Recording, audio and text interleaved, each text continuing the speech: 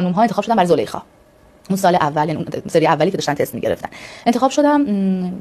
گذشت می‌کنم دوباره یک سال بعد یا 7-8 ماه بعد، هنوز کار تو مرحله مقدماتی و نگارش بود که من دفعه اول رفتم. دوباره با من تماس گرفتن و من رفتم و دیگه اونجا قطعی شد که من جوونی‌های زلیخا رو بازی بکنم و اون زمان قرار بود که خانم آهو خردمندم بخش پیری‌های زلیخا رو بازی بکنه. یعنی اون موقع صحبت بر این بود که تست گیری هم شد و یه سری اتفاقات افتاد. آقای ملکان عکس‌ها رو با هم تطبیق می‌کرد که نظر فیزیک صورت به لحاظ حالا قالب‌گیری این چقدر با هم تفاوت داره یا با هم متفاوته. این گذشت و من رفتم در فکر اینکه قرار زلیخا رو بازی کنم. تو اون حالا من جایی گفتم تو مصاحبه هام، تو اون زمان من دچار سانحه شدم و کلا بستر شدم بیمارستان و ویلچری شدم و رسما دیگه زمان استارت فیلم حضرت یوسف، سریال حضرت یوسف، دیگه من کاملا بیمارگونه و مریض حال بودم که بعد به گوشم رسید که زلیخا رو آقای خانم کاترین ریاحی قرار شد بازی کنه. چه پیری چه جوونی، یعنی به نتایجی که آقای سلحشور با دوستانشون رسیدن که هم یک بازیگر نقش رو بازی بکنه.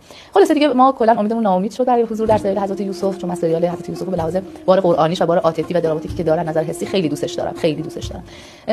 گذشت و من رفتم مکه. اینا رو دارم میگم برای اینکه گفته بودم، بارها تو مصاحبه هم گفتم. دفعه اولی شد که من قسمت یعنی سعادت پیدا کردم برم مکه و برگشتم.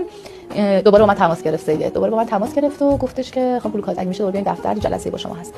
رفتم دفتر رو نشستیم حرف زدیم و قرار شد که برای همسر آخناتون من بازی کنم. ندانید که عالی جناب آمنهوتپ نیز به خدایان معبد اعتقادی ندارند.